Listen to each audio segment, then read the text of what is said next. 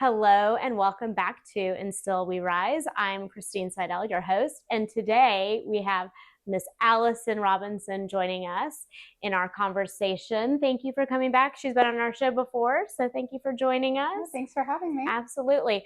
Today we're going to talk about what is it that makes therapy effective. I think we're in kind of this maybe an awakening period where everybody is really interested in like the healing journey and what is that exactly and how do you make progress.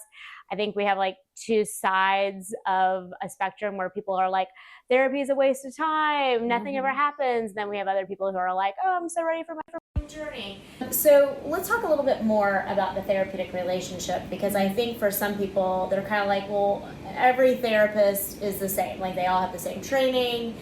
But we hear a lot of clients, and I know for myself included, like I've gone to therapists and I'll just be like, something's off or it doesn't feel right. So what is somebody really needing when they step into the therapeutic relationship in order for it to be one that makes change? So I think being in a place where they feel understood and they feel seen, like that's the biggest thing that it comes down to. Like clients don't really come back as like, oh, that one technique really helped me. Or I really like this therapist, like because they use CBT or narrative therapy. It comes back to, this is the first time I've been seen or felt heard. Or this is a place where I can kind of feel like I can let the crazy out. Like they don't have to mask in this space. And this phrase just came up in my head. It's like, are you a real person? It's such a like buzz thing right now, but it's like so true. Like, do you feel like you're in this space with this person and they are being real with you? Not trying to tell you what to do, not telling you what to fix, not like giving you advice, or not just like, well, how does that make you feel? But like there's this sense of realness that is actually present with you. And I think that's when we talk about like being seen and heard, it's the presence of somebody who can do that, you know, and that's, you know, it's the art of therapy. You know, we're in grad school, nobody's like, okay, and this is how you become a real person. They're like, you know, they tell you all the things to like be mindful of within yourself. But it is such an essence of the therapeutic relationship, which is a blessing and a curse. It's great because, like, when you do find that, oh my goodness, like, change occurs, it's hard when you haven't found that or you don't have that and you begin to think that it's not going to actually work. Yeah, and what I'm hearing from that is authenticity. Do you feel like your therapist like is authentic in who they are? And clients can feel that out. And the beauty in that is when a therapist is comfortable, you know, showing up as they are, that brings the client to a place where they feel more comfortable showing up as they are. And I think, you know, like everybody is going to be in a little bit of resistance when they are vulnerable, you know. I mean, I think when we talk about clients coming to a therapeutic relationship, it's not going to be like easy to just share everything, you know. So, you know, understanding there's going to be some resistance, having a therapist that can actually sit with you in that resistance, I think is important. So, what are some of the things that someone might be looking for in a therapist besides like the authenticity or the realness? You know, what else are they kind of doing or being or presenting in the therapeutic relationship?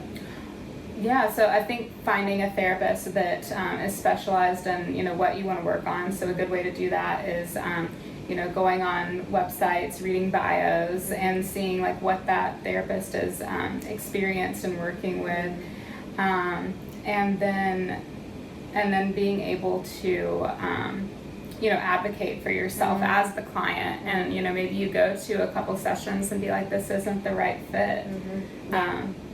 I think that's like, I was just thinking about like clients who actually sabotage their care before they actually started, like, you know, scheduling with a therapist who fundamentally doesn't have, you know, on their bio something that you're presenting with, but you're like, oh, they look nice or pretty or whatever, I'm gonna go see them. And then, you know, being shocked when the therapist is kind of resistant a little bit, you know, the client experiences the resistance in the therapist of like, I don't know what to do, or that feels like really heavy. You know, I know even in just my own family members who've gone and had experiences with therapists, when they will share something, you know, it's kind of received in a harsh way, you know, like the therapist is almost overwhelmed with some of the disclosure. So I think at times, sometimes clients kind of sabotage, like really finding, and sometimes they just don't know, right? Like they don't know really what the core of what it is. But oftentimes it's, you know, the therapist being comfortable with whatever level of disclosure is showing up. And even if that's not a good fit for them, being a place that can hold it, you know, and not, you know, showing your own resistance to whatever is being disclosed and whatever is kind of, you know, because part of feeling like there's something wrong with you is seeing people reflect that there's something wrong with you, you know.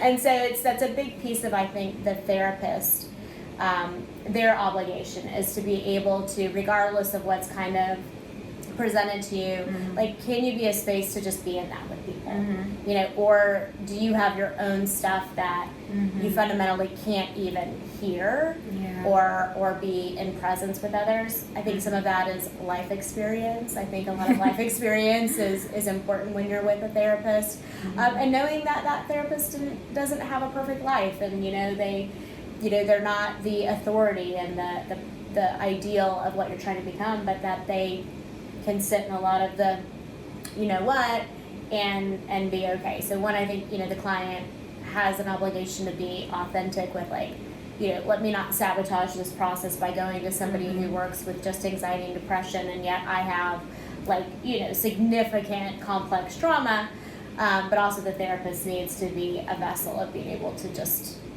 be present with other people in disclosure.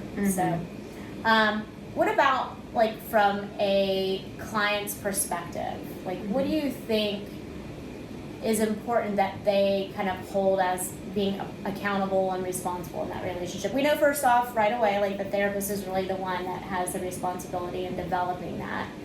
But what about when it is a safe enough relationship to begin doing that work? What can the client kind of do to make therapy more effective? So I think the biggest thing is stepping into radical honesty, and that comes first with being able to recognize those parts of yourself that you don't really want to even think about, much less voice aloud. And know that your therapist is kind of trained for this. We're trained to be understanding and not judgmental, and to you know, help people where they are. Yeah, and if you do feel judged, like, it's okay to acknowledge that. It's okay to be like, you know, I'm feeling really judged, and yet that could just be because I'm in a vulnerability, and this is a vulnerable thing to share. But also, like, you know, how do you feel about what I shared with you? Like, it's okay to ask your therapist those questions. Hopefully they respond to them appropriately, but that is also just part of building a relationship. I kind of think about therapists, you know, finding a therapist is like dating. It's like, you know, it's, yes, we want to be working on things. Yes, we want to start our healing journey. We want to move through things. And not everybody's going to be a perfect fit for us. Not everybody is going to be that companion that we need at that time. And that's okay. I understand there's also the financial aspect of it. And, you know, a lot of therapists will do some, like, you know, connecting calls or whatever. But if it's not the right match right away, that's not necessarily, that doesn't mean that it's just not going to work. So I think, you know, realizing that matching is part of the process. What about, like, in between sessions or whatever, you know, because a lot of times people will be like, well, I want to come to therapy, and you know, I talked about it for an hour, and then, you know, here I am still with my codependency. You know, like, what do you kind of say to clients in terms of, like, making that lasting change? Well, I'm going to speak for just about every therapist now, is do your homework. That's right. Yeah. Absolutely. Yeah. What is the importance of homework? And I know, like, not everybody calls it homework, you know, they'll kind of send clients out to be like, hey, here are some things I want you to be, like, mindful of, or, you know, want you to, you know, kind of jot down. What is the importance of that? It's to integrate what you're learning in therapy, because if you're just coming in, once a week, every other week, and just rehearsing the same storylines, you're actually going to stay more stuck. Mm-hmm. Yeah. So what we want to do is we want to go out into the world and practice what we're learning, and that can take on a variety of forms. Yeah. Every homework is going to be different. For some, it's going to be reflecting on, ways that you've been hurt in the past, or ways you want to change. For others, it might be the opposite. It might be stop thinking so much and practice being. Yeah. It's so individualized. Journaling and homework, journaling and reading books is another big one that's very popular, because it gives you more material to work with that you can bring back into therapy to support the discussion. So now you have more like psychoeducation on your experience, so that you can talk about that more in the counseling. Yeah, and I think that one of the misunderstandings, I think, culturally around therapy is that the therapist has the answers, and we don't. But we are really good guides in listening and understanding where the answer lies. And so I think doing your homework or practicing some levels of observation and contemplation between sessions is like you come back to the therapy session with so much information. You don't even realize it's actual, like, this is a treasure chest of information, and the therapist is able to kind of reflect that back. And all of these connections are kind of occurring. But if that doesn't happen in between sessions, it's the door opens and the door closes, and it's the same story. And so I think there is for therapy to be really effective is be the vessel of the healing. I mean, that's what the client actually is, the one who has all of the healing medicine. But are you spending time and being able to bring that to the surface? Yeah, and you're talking earlier about resistance and challenging, and one of the things that I like to tell clients is there might be some things that I challenge you on, and I'm completely wrong. Yeah. And there's also times where just go home and see, where this might come up in the future. And because sometimes they'll come back, weeks later, it's like, I kind of saw what you were talking a little bit about there. And listen, I'm not afraid to say I told you so. There's no shame in that game. So, I think that's probably a big piece of where people struggle with therapy is they want to see kind of like these results in this very linear way, and there is so much discomfort in like the time between sessions that they kind of resist, really being in that space of like, it is going to, come forward as long as I allow it to.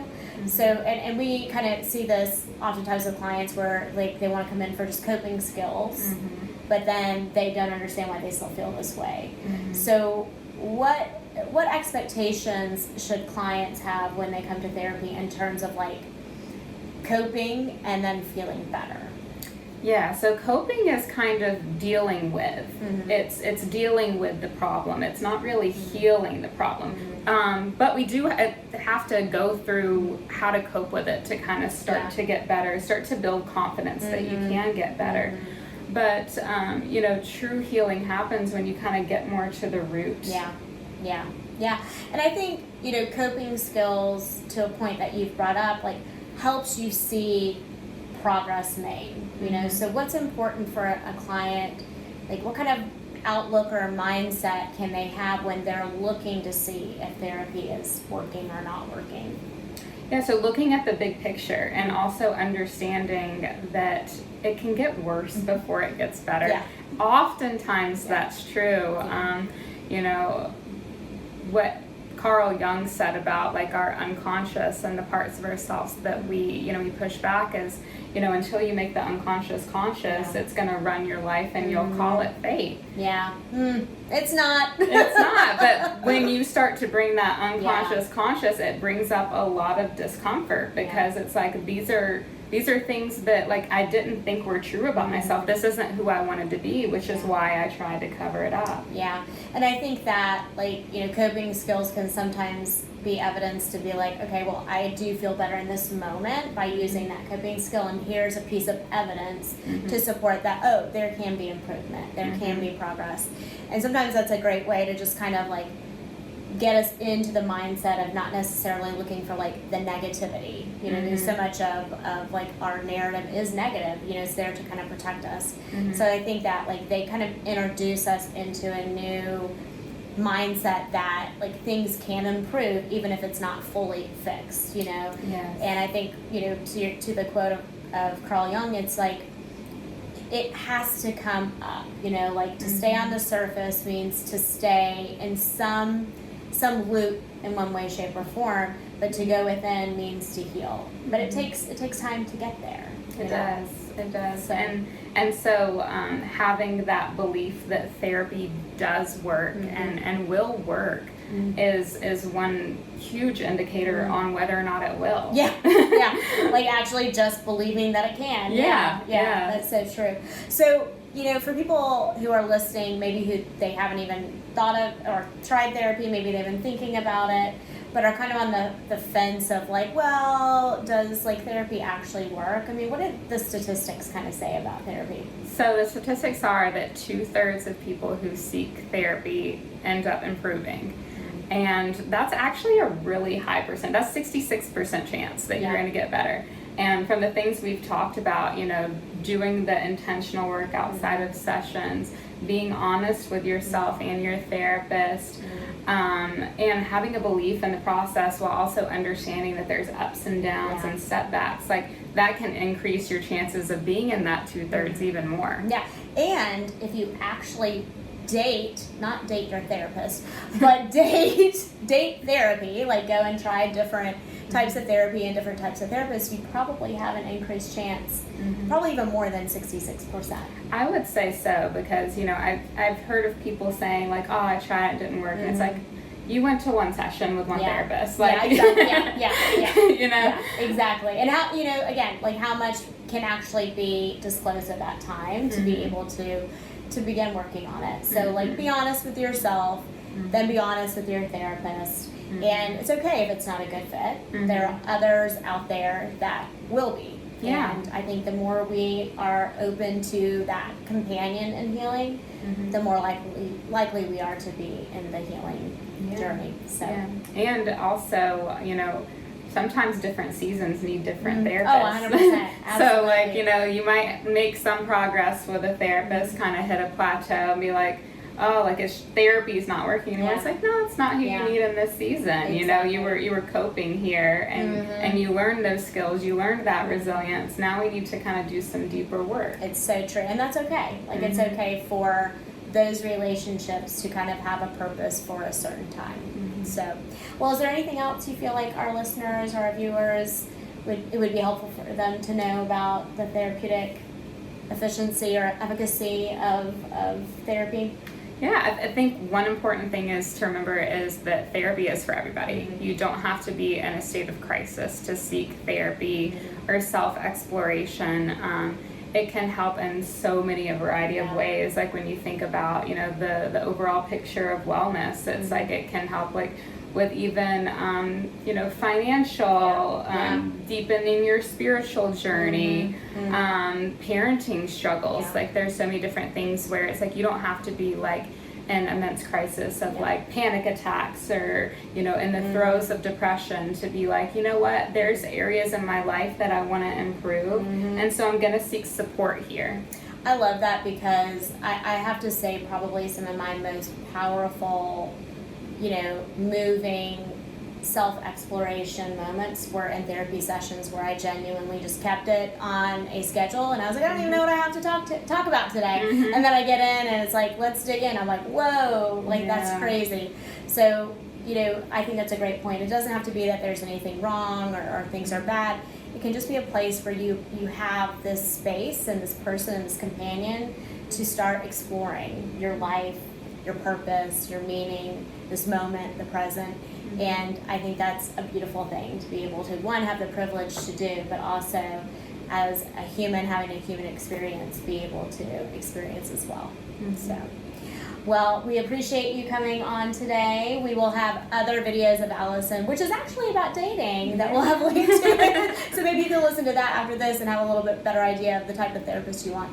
But we so appreciate you coming on and really just talking to us about like the experience of therapy. I think sometimes we just, forget that is something that we haven't all experienced, and some of us have been a little bit, turned off by it. So I appreciate you giving us your perspective. As always, we will have your other videos linked, and we would appreciate the listeners and the viewers. If you like this episode, if you feel like it would be helpful, please share, like, subscribe. We always appreciate that. And we thank you for watching and listening, and we'll see you next time. Bye for now.